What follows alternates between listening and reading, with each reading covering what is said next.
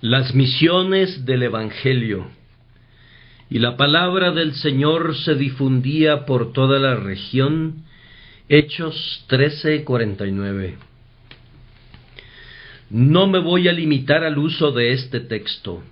Como es una vieja costumbre basarnos en textos cuando predicamos, he tomado uno, pero les voy a predicar en general acerca de un tema que les va a interesar y que siempre ha interesado, el tema de las misiones del Evangelio.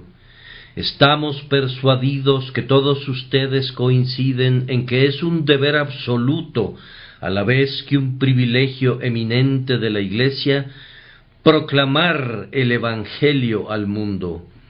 No concebimos que Dios hará su propio trabajo sin instrumentos, sino que, como siempre ha empleado medios en la obra de regeneración de este mundo, continuará haciéndolo, y que es necesario que la Iglesia haga su máximo esfuerzo para difundir la verdad donde quiera que pueda llegar a los oídos de algún hombre. No tenemos dos opiniones sobre ese punto. Algunas iglesias podrán tenerlas, pero nosotros no. Nuestras doctrinas, aunque supuestamente llevan a la apatía y a la pereza, en todo momento han demostrado ser eminentemente prácticas.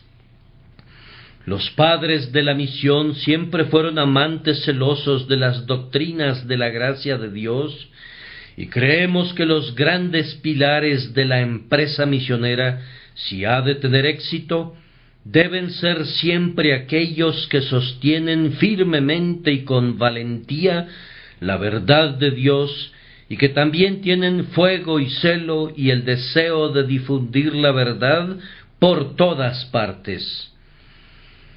Pero hay un punto en el que tenemos una gran diferencia de opiniones, y se refiere a la razón por la cual hemos tenido tan poco éxito en nuestras labores misioneras. Habrá algunos que dicen que el éxito ha sido proporcional a la agencia y que no podríamos haber tenido más éxito. Yo estoy lejos de compartir esa opinión y no creo que ellos mismos la expresarían de rodillas ante el Dios Todopoderoso. No hemos sido exitosos al grado que podríamos haberlo esperado, ciertamente no al grado que los apóstoles fueron exitosos, ciertamente nada parecido al éxito de Pablo o Pedro, y ni siquiera al de esos hombres eminentes que nos han precedido en los tiempos modernos, que fueron capaces de evangelizar países enteros, volviendo a miles de personas a Dios. Ahora, ¿cuál es la razón de esto? Tal vez podemos volver nuestros ojos a lo alto y pensar que podemos encontrar la razón en la soberanía de Dios, que ha retenido su espíritu y no ha derramado su gracia como en otros tiempos. Estoy preparado a conceder todo lo que los hombres puedan decir sobre ese punto, pues yo creo en la ordenación de todo por el Dios Todopoderoso. Creo en un Dios presente en nuestras derrotas, así como en nuestros éxitos. Un Dios tan presente en el aire inmóvil como en la tempestad veloz. Un Dios de mareas bajas como un Dios de inundaciones. Pero todavía debemos mirar a casa buscando la causa. Cuando Sión se esfuerza, da a luz hijos. Cuando Sión se dedica en serio a su trabajo, Dios acompaña en serio ese trabajo. Cuando Sión ora continuamente, Dios bendice a Sión. Por tanto, no debemos buscar arbitrariamente la causa de nuestro fracaso en la voluntad de Dios, sino que debemos ver también cuál es la diferencia entre nosotros y los hombres de los tiempos apostólicos y qué es lo que hace que nuestro éxito sea tan insignificante en comparación con los tremendos resultados de la predicación de los apóstoles. Creo que voy a poder demostrar una o dos razones por las cuales nuestra santa fe no es tan próspera como lo era entonces. En primer lugar, no tenemos hombres apostólicos. En segundo lugar, no se ponen a trabajar en un estilo apostólico. En tercer lugar, no tenemos iglesias apostólicas que los apoyen. Y en cuarto lugar, no tenemos la influencia apostólica del Espíritu Santo en la medida en que la tenían en aquellos tiempos. En primer lugar, tenemos pocos hombres apostólicos en estos tiempos. No diré que no tenemos ninguno. Por aquí y por allá podemos encontrar uno o dos, pero desdichadamente sus nombres nunca se escuchan, no se destacan en el mundo y no son notables predicadores de la verdad de Dios. Tuvimos a un Williams una vez, un verdadero apóstol que iba de una isla a otra isla sin preocuparse por su vida. Pero Williams ya fue llamado para recibir su recompensa. Tuvimos a un Nib que trabajó para su Señor con devoción seráfica y no le daba pena llamar a algún esclavo oprimido su hermano. Pero Nib también ha entrado en su reposo. Tenemos uno o dos que todavía permanecen, nombres preciosos que atesoramos. Los amamos fervientemente y nuestras oraciones siempre se elevarán al cielo por ellos. Siempre decimos en nuestras oraciones: Dios bendiga a hombres como Moffat. Dios bendiga a quienes se esfuerzan con sinceridad y laboran con éxito. Pero vuelvan la vista a su alrededor, ¿y dónde podemos encontrar a más hombres iguales a ellos? Todos ellos son hombres buenos, no encontramos falla en ellos. Son mejores que nosotros no somos nada comparados con ellos. Pero a pesar de eso, debemos decir que no son iguales a sus padres. Ellos difieren de los poderosos apóstoles de muchas maneras, cosa que ellos mismos reconocerían con prontitud. No solo estoy hablando de misioneros, sino también de ministros, pues pienso que tenemos mucho que lamentar en relación a la propagación del Evangelio en Inglaterra como en tierras extranjeras, y lamentar la falta de hombres llenos del Espíritu Santo y de fuego. En primer lugar, no tenemos hombres con celo apostólico. Convertido de una manera muy singular por una intervención directa del cielo, Pablo, a partir de ese momento, se convirtió en un hombre entregado. Siempre se había esforzado, tanto en su pecado como en sus persecuciones. Pero después que escuchó esa voz del cielo: Saulo, Saulo, ¿por qué me persigues?, y recibió el poderoso oficio de un apóstol, habiendo sido enviado como un vaso elegido a los gentiles, escasamente pueden concebir cuán profunda y asombrosa entrega manifestó. Ya fuera que comiera o bebiera o cualquier cosa que hiciera, todo lo hacía para la gloria de su Dios. Nunca desperdició ni una hora. Él empleaba su tiempo ya sea atendiendo a sus propias necesidades con sus manos, o levantando esas mismas manos en la sinagoga, o en la colina de Marte, o en cualquier parte donde pudiera atraer la atención de la multitud. Su celo era tal y tan ardiente que no podía, como nosotros desafortunadamente lo hacemos, limitarse a una pequeña esfera. Pablo predicaba la palabra en todas partes. No fue suficiente para Pablo que se le destinara como apóstol de Pisidia, sino que tenía que ir también a Panfilia. No fue suficiente para él ser el gran predicador de Panfilia y de Pisidia, sino que tenía que ir a Atalia, y cuando hubo predicado en toda Asia, tenía que abordar un barco con destino a Grecia y predicar allí también. Yo creo que Pablo no oyó solamente una vez en sueños a los hombres de Macedonia diciéndole: «Pasa a Macedonia y ayúdanos», sino que cada día y cada hora oía en sus oídos el grito de multitudes de almas: «Pablo, Pablo, pasa aquí y ayúdanos». Pablo no podía dejar de predicar: «¡Ay de mí si no anuncio el Evangelio! Pero lejos esté de mí el gloriarme, sino en la cruz de nuestro Señor Jesucristo». Oh, si hubieran podido ver a Pablo predicar, no se habrían ido como se van cuando nos oyen predicar, con la convicción a medias que no queremos decir realmente lo que decimos.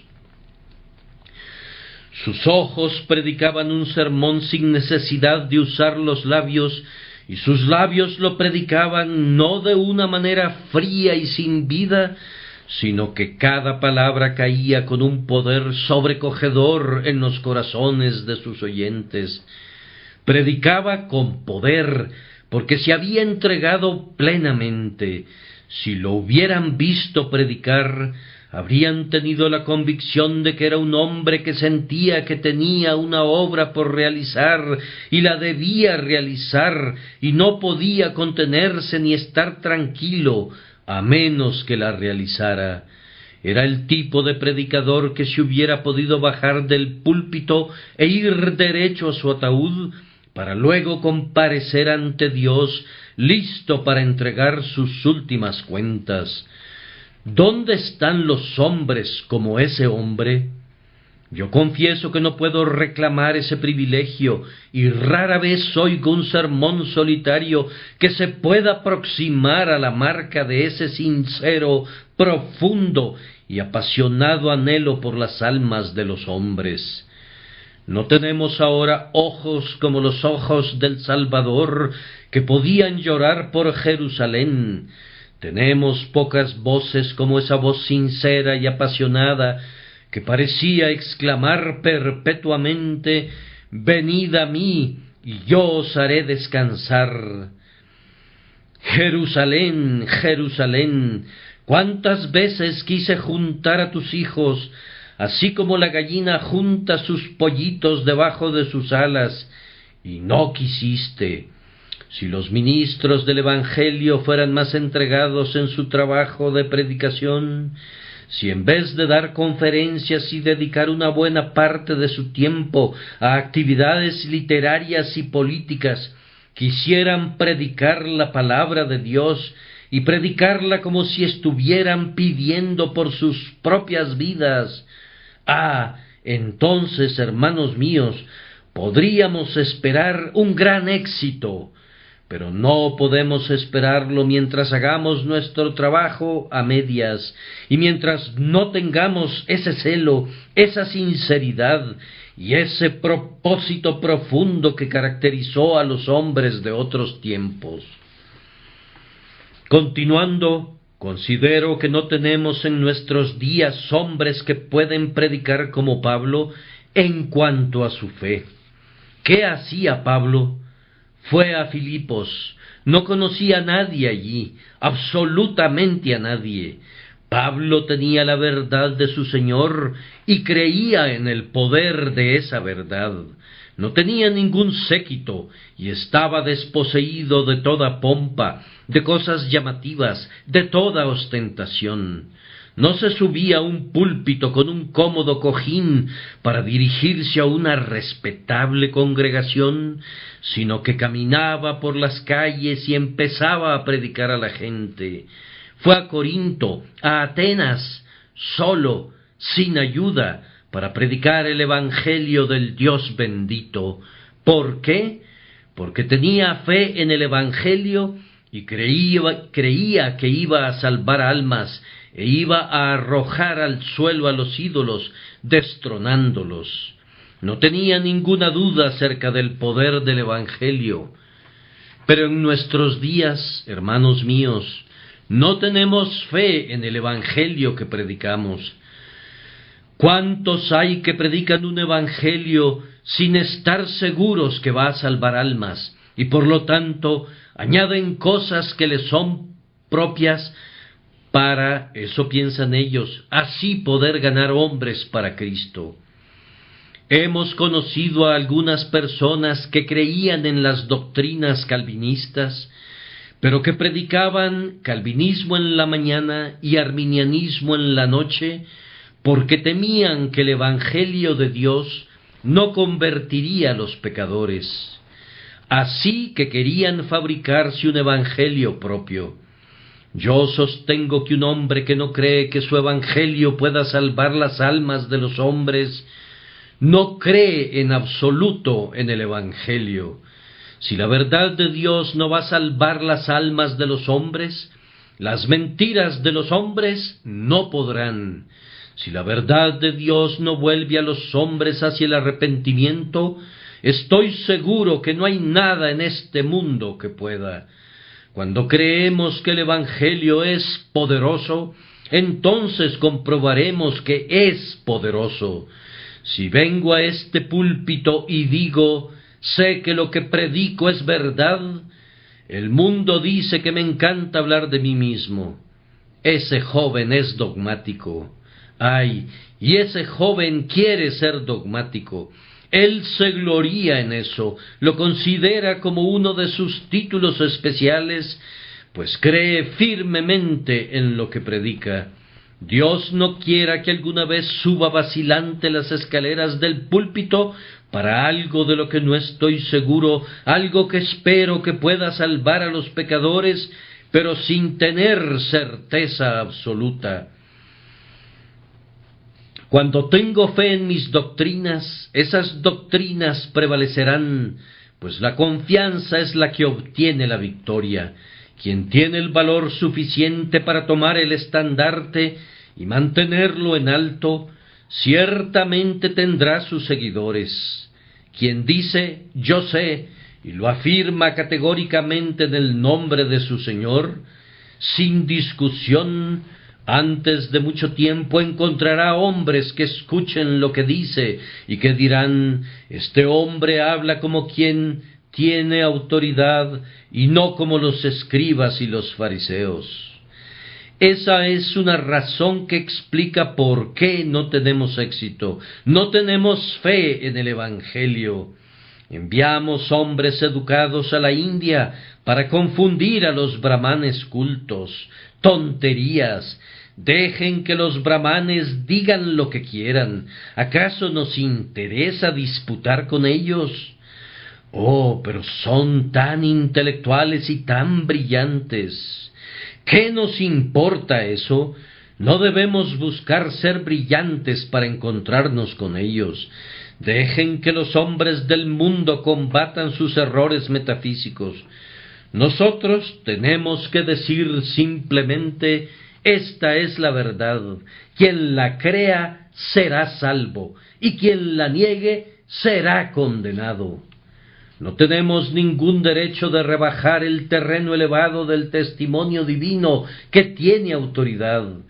Y mientras no mantengamos ese nivel y salgamos, como debe ser, ceñidos con el cinturón de la divinidad, predicando no lo que puede ser verdad, sino afirmando lo que Dios ha revelado con toda certeza, no obtendremos éxito.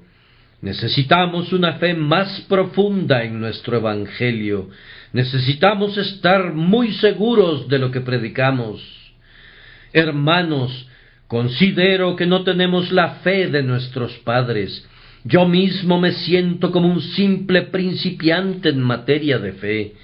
Algunas veces pensé que podría creer en cualquier cosa, pero ahora, tan pronto se me presenta una simple dificultad, me vuelvo tímido y me da miedo. Cuando predico con cierta incredulidad en mi corazón, es cuando predico sin éxito.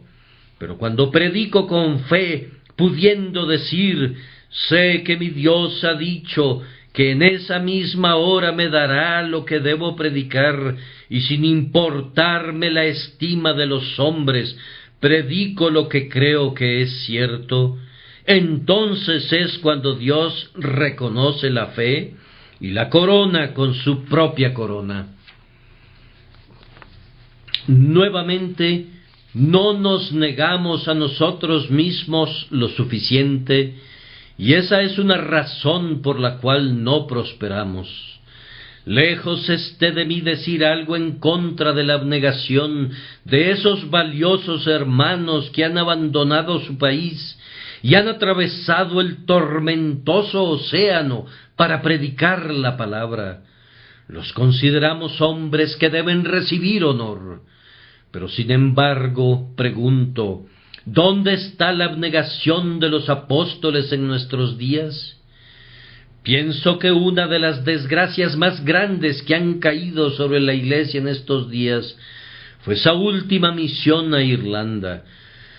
Unos hombres fueron a Irlanda, pero como hombres de gran valor, valientes hombres intrépidos, regresaron, y eso es todo lo que podemos decir sobre ese asunto. ¿Por qué no vuelven otra vez?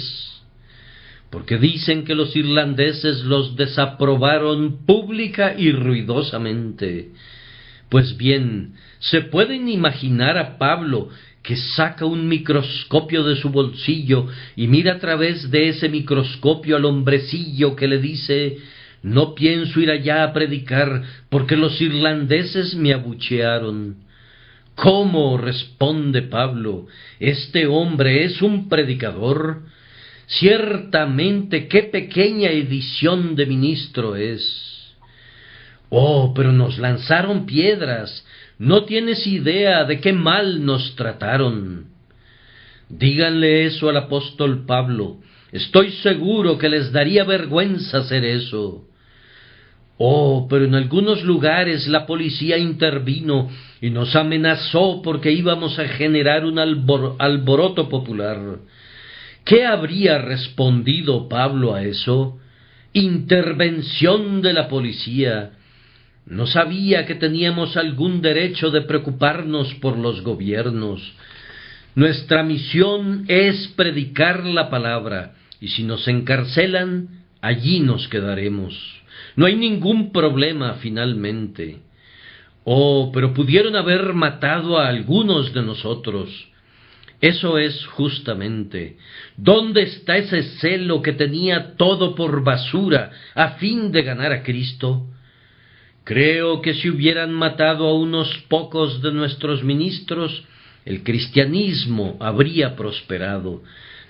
Sin importar el luto que hubiéramos guardado, y yo hubiera sido el primero en guardarlo, digo que la matanza de una docena de ellos no hubiera sido mayor causa de tristeza que la muerte de cientos de nuestros hombres en una lucha exitosa por el territorio nacional.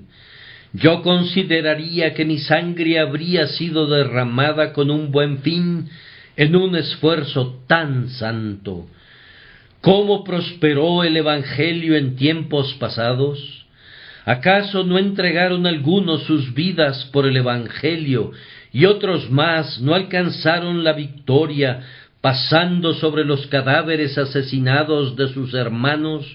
Y no debe ser así ahora. Si vamos a retroceder porque tenemos miedo de perder la vida, sólo el cielo sabe cuándo será predicado el Evangelio en todo el mundo. Nosotros no. ¿Qué han hecho otros misioneros? ¿Acaso no han encarado la muerte en sus más horribles formas y han predicado la palabra en medio de incontables peligros? Hermanos míos, de nuevo repetimos, no estamos criticando, pues nosotros mismos podríamos errar de la misma manera, pero estamos seguros de que en eso no somos iguales que Pablo. Él fue a un sitio donde le apedrearon y le arrastraron fuera de la ciudad, suponiendo que estaba muerto. ¿Acaso dijo Pablo, pues bien, en el futuro no voy a ir a ningún lugar donde me traten mal? No, pues dice: 5 veces he recibido de los judíos 40 azotes menos 1. 3 veces he sido flagelado con varas. 3 veces he padecido naufragio. Estoy seguro que no tenemos la abnegación de los apóstoles. Nosotros somos simples caballeros ociosos y guerreros de salón.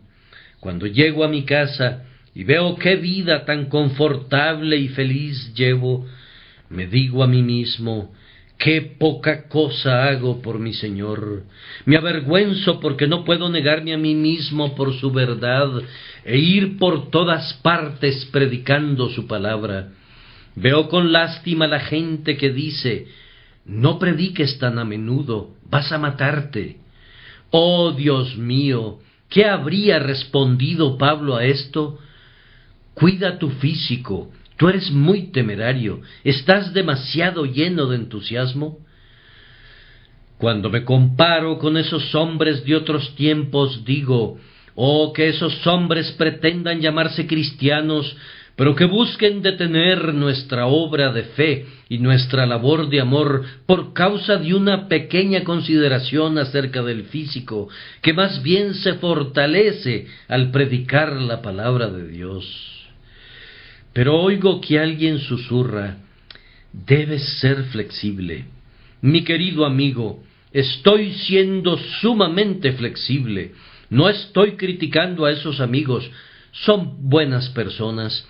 Somos honorables personas todos, pero sólo diré que en comparación a Pablo somos menos que nada y vanidad, pequeñas criaturas enanas e insignificantes que difícilmente pueden verse junto a esos hombres gigantes de otros tiempos.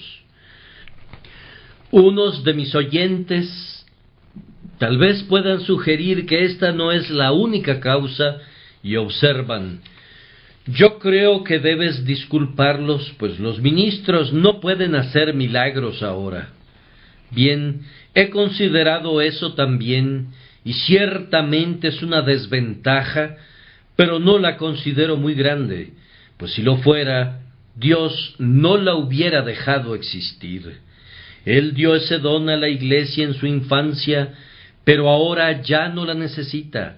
Nos equivocamos al atribuir demasiado a los milagros. ¿Cuál era uno de ellos? Donde quiera que iban los apóstoles, podían hablar el idioma del lugar. Bien, en el tiempo que le hubiera tomado a Pablo caminar de aquí a la India, podríamos aprender el indostano, y podemos ahora llegar rápidamente utilizando los medios del transporte disponibles ahora. Así que no se ganaría mucho. Luego, para dar a conocer el Evangelio a los pueblos, se necesitaban milagros de tal manera que todo el mundo hablara de ese tema. Pero ahora tenemos imprentas que nos ayudan. Lo que digo hoy podrá ser leído dentro de 6 meses más allá de los montes Apalaches en los Estados Unidos, y lo mismo con otros ministros. Lo que dicen y lo que hacen puede ser impreso de inmediato y distribuido por todas partes. Así que tienen medios para darse a conocer que no están muy por detrás del poder de los milagros. Asimismo, tenemos una gran ventaja sobre los apóstoles. Donde quiera que iban eran perseguidos y algunas veces los mataban. Pero ahora, aunque ocasionalmente oímos acerca del asesinato de un misionero, esto ocurre muy raras veces. La matanza de un inglés en cualquier parte provocaría el envío de una flota de buques de guerra para recompensar esa ofensa con un castigo. Todo el mundo respeta a un inglés en cualquier parte. Tiene el sello del gran César. Él es un verdadero cosmopolita, es un ciudadano del mundo. Eso no podría decirse de los pobres judíos despreciados. Tal vez a Pablo le tenían cierto respeto, pues él era un ciudadano romano, pero no así al resto de los judíos. Ahora no nos pueden matar sin que esto genere mucho ruido. El asesinato de 2 o 3 ministros en Irlanda provocaría un tremendo tumulto en todo el país. El gobierno tendría que intervenir, todo el mundo se levantaría en armas, y luego podríamos predicar con la protección de la policía y así recorrer todo el territorio, provocando a los sacerdotes, asustando al anticristo y haciendo que la superstición huyera de sus cuevas para siempre. En segundo lugar, no hacemos nuestro trabajo en un estilo apostólico. ¿Cómo es eso? Pues, en primer lugar, hay una queja general que no hay la suficiente predicación por parte de ministros o misioneros. Ellos están tranquilos interpretando, estableciendo escuelas y haciendo esto y lo otro y lo demás allá. No estamos criticando esto, pero esa no es la labor a la que se deberían dedicar. Su oficio es predicar, y si predicaran más, podrían esperar un mayor éxito.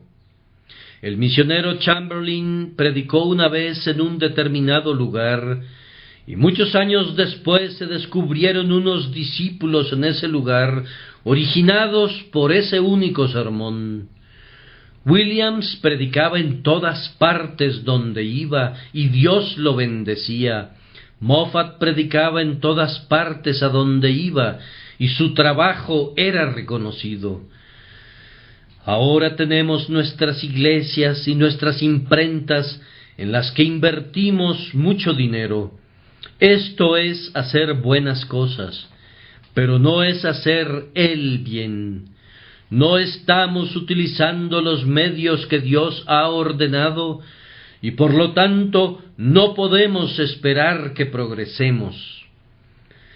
Algunos dicen que hay demasiada predicación en Inglaterra en nuestros días. Pues bien, la tendencia de los tiempos es rebajar la predicación, pero es la locura de la predicación la que va a cambiar el mundo. No corresponde a los hombres decir, si predicas menos, puedes estudiar más. Se requiere mucho estudio cuando se tiene una iglesia establecida, pero yo entiendo que los apóstoles no necesitaban ningún estudio, sino que simplemente entregaban las sencillas verdades cardinales de la religión, no utilizando solamente un texto, sino recorriendo todo el catálogo de la verdad. Así pues, pienso que en las labores evangélicas itinerantes no debemos quedarnos en un solo tema, pues de esa manera tendríamos que estudiar, sino que más bien sería conveniente predicar toda la verdad donde quiera que vamos. De esta manera siempre encontraremos palabras que entregar y verdades siempre listas para enseñar a la gente. A continuación considero que se ha cometido un gran error al no afirmar la divinidad de nuestra misión, permaneciendo firmes en la verdad, que es una revelación que no debe ser puesta a prueba por los hombres, sino que debe ser creída. Siempre sosteniendo esto, el que cree y es bautizado será salvo, pero el que no cree será condenado.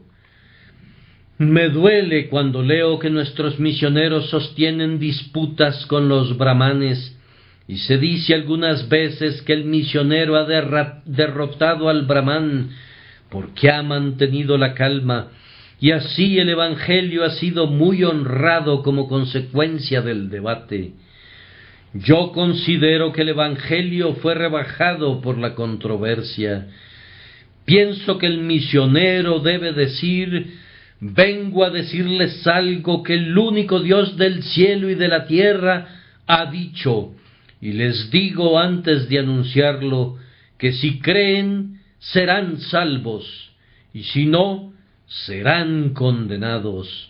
Vengo a decirles que Jesucristo, el Hijo de Dios, se encarnó para morir por el pobre hombre indigno, que por su mediación y muerte y sufrimiento el pueblo de Dios puede ser liberado. Ahora, si quieren escucharme, van a oír la palabra de Dios. Si no quieren, sacudo el polvo de mis pies en contra de ustedes y me voy a otro lado. Miren a la historia de cada impostura. Esa historia muestra que la pretensión de autoridad asegura un grado de progreso. ¿Cómo fue que Mahoma llegó a tener una religión tan poderosa en su tiempo? Él estaba completamente solo y fue a la plaza y dijo: «He recibido una revelación del cielo». Era una mentira, pero pudo convencer a unos hombres para que le creyeran. Dijo: «Tengo una revelación del cielo».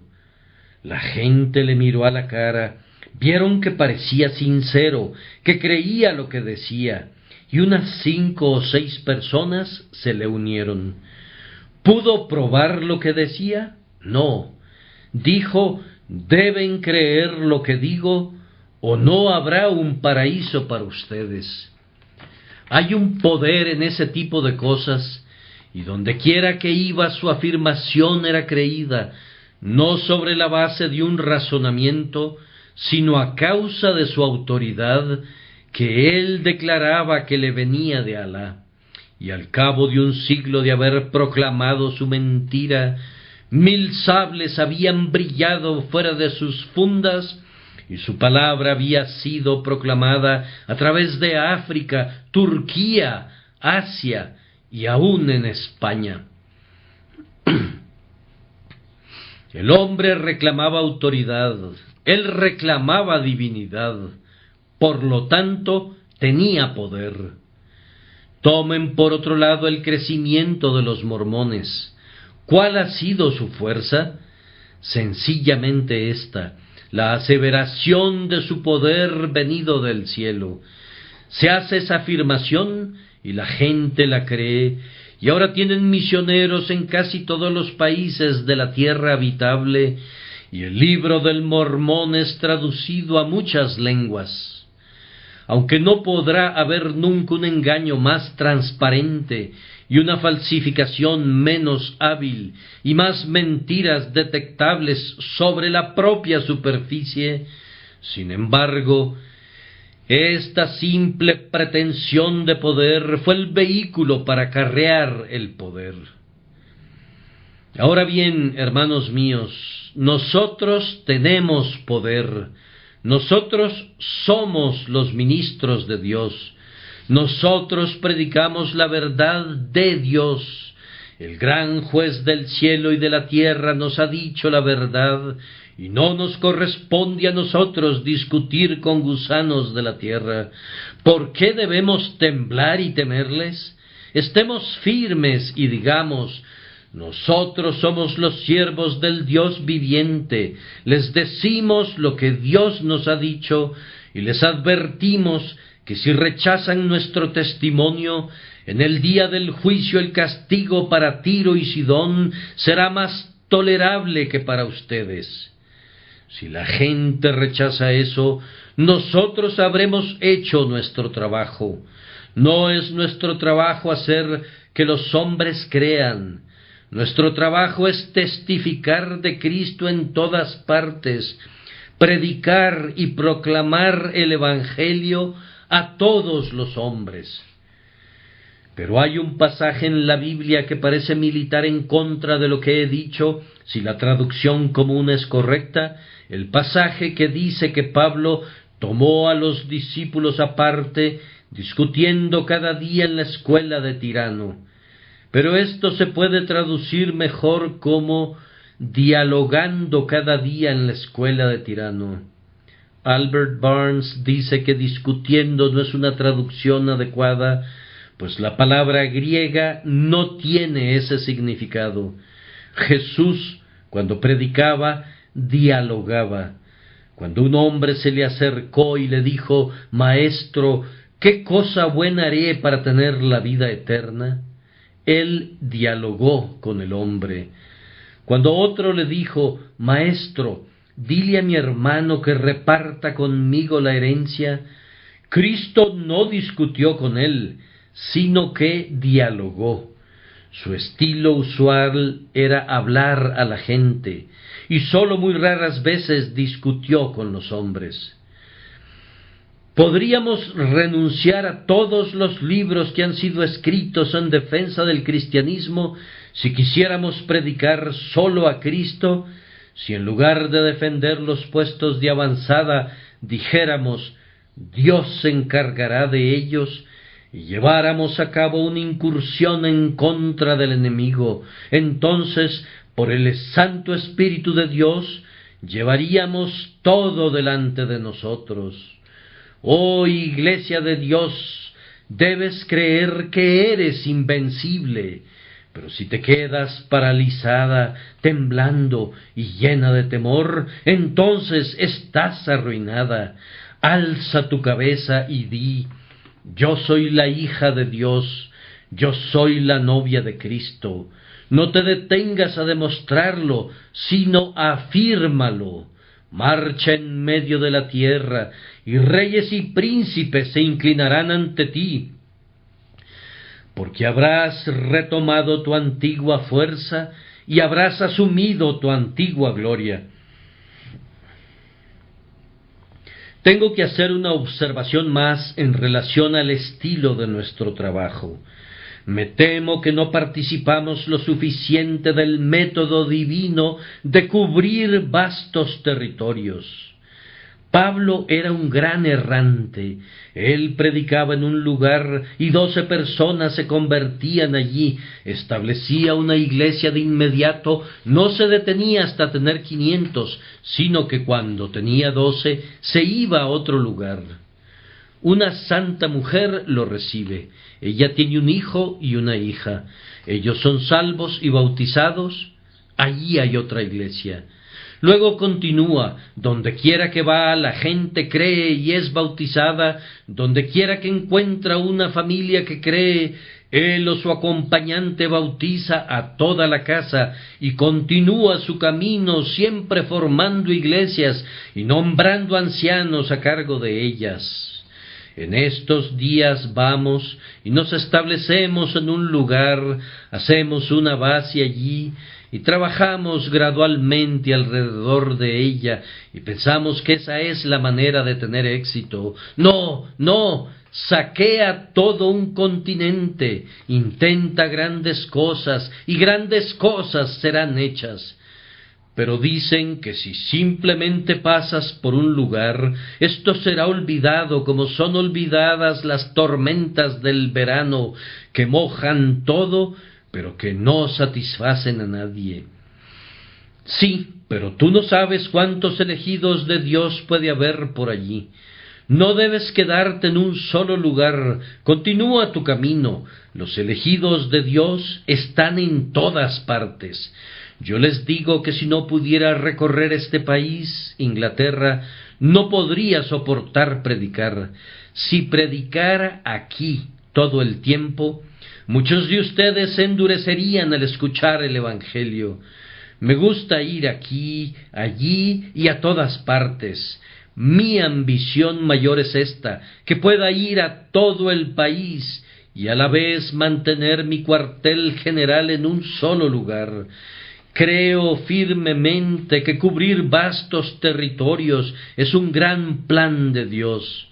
Debemos tener ministros y pastores fijos, pero quienes son como los apóstoles deben ir más lejos de lo que lo hacen.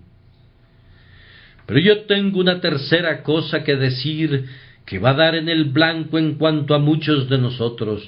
Esto es, que no tenemos iglesias apostólicas. Oh, si hubieran podido ver una iglesia apostólica, qué cosa tan diferente parecería en relación a cualquiera de nuestras iglesias. Tan diferente, casi diría yo, como la luz lo es de la oscuridad, tan diferente como el lecho seco de un arroyo en el verano, lo es de un poderoso río que fluye, siempre lleno, profundo y claro, siempre apresurándose hacia el océano. Ahora, ¿dónde está nuestra vida de oración comparada con la de ellos? Confío que algo sabemos acerca del poder de la oración en esta iglesia, pero no creo que oremos como ellos lo hacían. Y partiendo el pan casa por casa, participaban de la comida con alegría y con sencillez de corazón, alabando a Dios. Como regla, no había ningún miembro de la iglesia que fuera frío o indiferente. Entregaban completamente sus almas a Dios. Y cuando Ananías y Zafira sustrajeron del precio, cayeron y murieron por su pecado.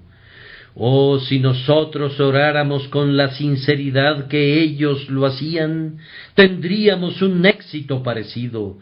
Cualquier medida de éxito que pudiéramos haber tenido aquí se ha debido enteramente a las oraciones de ustedes bajo la soberanía de Dios, y en todos los lugares donde he estado he manifestado con orgullo que mi gente es gente de oración.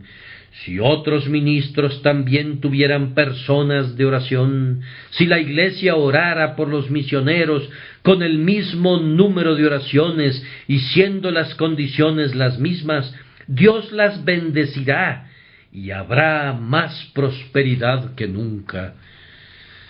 No tenemos la costumbre apostólica de la liberalidad. En los días de los apóstoles ellos daban todos sus bienes. No se les requería que lo hicieran en aquel tiempo, y no se requiere ahora. A nadie se le ocurre solicitar tal cosa. Sin embargo, nos hemos ido hasta el otro extremo, y muchos no dan absolutamente nada. Hay hombres que poseen fortunas, y sin embargo se preocupan tanto por sus familias, aunque sus familias tienen todo, que dan lo mismo que la joven sirvienta que se sienta a su lado. Hay un dicho común que los miembros de las iglesias cristianas no dan en proporción a su riqueza. Damos por cortesía y porque es respetable. Muchos de nosotros damos, espero, porque amamos la causa de Dios, pero muchos decimos: hay un pobre albañil que trabaja muy duro toda la semana y solo gana lo suficiente para mantener a su esposa y a su familia. Él va a dar un peso. Ahora, yo gano tantos miles de pesos a la semana. Soy un hombre rico. ¿Cuánto daré? Bueno, voy a dar 100 pesos. Otro dice: voy a dar 20 pesos esta mañana. Ahora, si compararan su riqueza con lo que tiene el albañil, verían que él da todo lo que le queda por encima de su nivel de manutención, mientras que ellos, comparativamente, no dan nada. Queridos hermanos, no somos cristianos a medias. Esa es la razón por la cual no podemos tener éxito a medias. Somos cristianos, pero me pregunto si lo somos plenamente. El Espíritu de Dios no ha entrado en nosotros para darnos esa vida y ese fuego y esa alma que poseían en aquellos tiempos antiguos. Finalmente, como resultado de las otras cosas que hemos visto, y tal vez en parte por causa de ellas también, no tenemos el Espíritu Santo en esa medida que poseían los apóstoles. No veo ninguna razón por la cual esta mañana, si Dios así lo quisiera, yo no pudiera estar frente a ustedes y predicar un sermón que fuera el instrumento de la conversión de cada alma presente en este lugar. No veo ninguna razón por la cual mañana yo no pudiera predicar un sermón que fuera el medio de salvación de todos los que lo oyeran, si el Espíritu de Dios fuera derramado. La palabra es capaz de convertir de manera tan amplia como Dios el Espíritu quisiera aplicarla.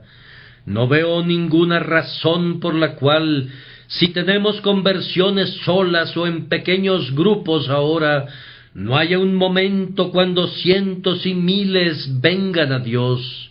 El mismo sermón que Dios bendice para 10 personas, si Él quisiera, sería de bendición para 100 personas.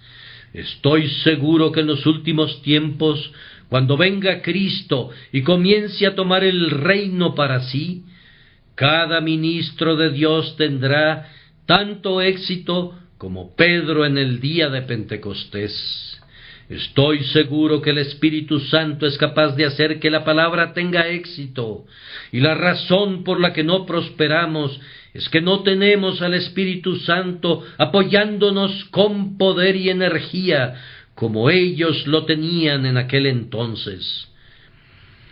Hermanos míos, si tuviésemos al Espíritu Santo en nuestro ministerio, nuestro talento no tendría ninguna importancia. Los hombres pueden ser pobres y sin ninguna educación. Sus palabras pueden ser entrecortadas y con muchos errores gramaticales, sin las frases impactantes de Hall o los gloriosos truenos de Chalmers. Pero si el poder del Espíritu estuviera con ellos, los más humildes evangelistas tendrían mucho más éxito que los más pomposos teólogos o los más elocuentes predicadores. Es la gracia extraordinaria, no el talento, lo que prevalece al final del día. El poder espiritual extraordinario, no el poder mental extraordinario. El poder mental puede llenar una capilla, pero el poder espiritual llena a la iglesia. El poder mental puede reunir una congregación. El poder espiritual salva almas. Necesitamos poder espiritual. Conocemos algunas personas ante cuyo talento reconocemos que no valemos, pero que no tienen poder espiritual, y cuando ellos hablan, no tienen al Espíritu Santo apoyándolos. Pero conocemos a otros, hombres sencillos de mucho valor y empeño, que hablan con el dialecto de su región, y que predican en sus lugares de origen, y el Espíritu Santo viste cada una de sus palabras con poder. Los corazones son quebrantados, las almas son salvadas, y los pecadores nacen de nuevo. Espíritu del Dios viviente, te necesitamos. Tú eres la vida, el alma, tú eres la fuente del éxito de tu pueblo. Sin ti no pueden hacer nada, contigo pueden hacerlo todo. Así he intentado mostrarles lo que pienso que es la causa de nuestra falta de éxito parcial.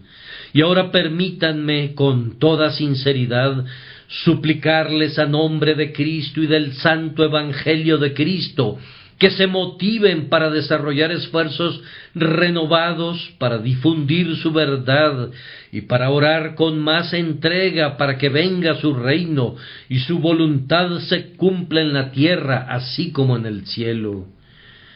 Ah, mis amigos, si yo pudiera mostrarles los cientos de miles de espíritus que ahora caminan en las tinieblas exteriores, si pudiera llevarlos a la tenebrosa cueva del infierno y mostrarles los millares y millares de almas paganas en medio de una tortura indecible, sin haber escuchado ni una palabra, pero que fueron justamente condenadas por sus pecados, me parece que podrían ustedes preguntarse: ¿hice algo por salvar a estos infelices millares de personas? Ellos han sido condenados, ¿y acaso puedo decir que soy inocente de su sangre? Oh Dios de misericordia, si estas ropas están limpias de la sangre de los hombres, tendré un motivo eterno para bendecirte en el cielo. Oh Iglesia de Cristo, tienes una razón muy importante para preguntarte si estás limpia en esta materia. Ustedes dicen con demasiada frecuencia, ustedes hijos de Dios, ¿soy yo acaso el guarda de mi hermano? Ustedes son demasiado parecidos a Caín. No se preguntan a ustedes mismos si Dios va a demandar de manos de ustedes la sangre de sus compañeros. Oh, hay una verdad que dice: si el centinela no les advierte, ellos morirán, pero yo demandaré su sangre de manos del centinela. Ah, muchos más de nosotros deberíamos estar predicando a los paganos, y sin embargo, tal vez somos indolentes y estamos haciendo muy poco o nada. Muchos de ustedes, sí, todos ustedes, deberían estar haciendo mucho más de lo que están haciendo ahora a favor de los propósitos evangélicos y para la divulgación del Evangelio de Cristo. Oh, háganse esta pregunta en sus corazones: ¿podría decir a un espíritu condenado, si me lo encuentro en el infierno: pecador, hice todo lo que podía hacer por ti? Me temo que algunos tendrán que decir: no lo hice. Es cierto que pude haber hecho mucho más, pude haber laborado más, aunque no hubiera tenido éxito, pero no lo hice. Ah, queridos amigos, pienso que hay una razón muy importante para dudar que algunos de nosotros creemos verdaderamente en nuestra religión. Una vez, un infiel se encontró con un cristiano y dijo: yo sé que no crees en tu religión. ¿Por qué?, preguntó el cristiano. Porque, respondió el infiel, durante años te has encontrado conmigo cuando voy a mi trabajo. ¿Tú crees, no es cierto, que hay un infierno en el que son arrojados los espíritus de los hombres? Sí, lo creo, replicó el cristiano. ¿Y tú crees que a menos que yo crea en Cristo seré enviado allí? Sí. No lo crees, estoy seguro, ya que si creyeras, serías un infeliz muy inhumano pasando a mi lado día a día, sin decirme nunca nada acerca de eso y sin advertirme al respecto. Yo sostengo que hay algunos cristianos que son verdaderamente culpables en este asunto. Dios los perdonará. La sangre de Cristo puede lavar completamente aún eso, pero ellos son culpables. ¿Has pensado alguna vez en el tremendo valor de una sola alma? Queridos amigos, si hubiera un solo hombre sin salvación en Siberia y todo el resto del mundo fuera salvo, si Dios moviera nuestras mentes, ¿valdría la pena que toda la gente de Inglaterra fuera tras esa alma?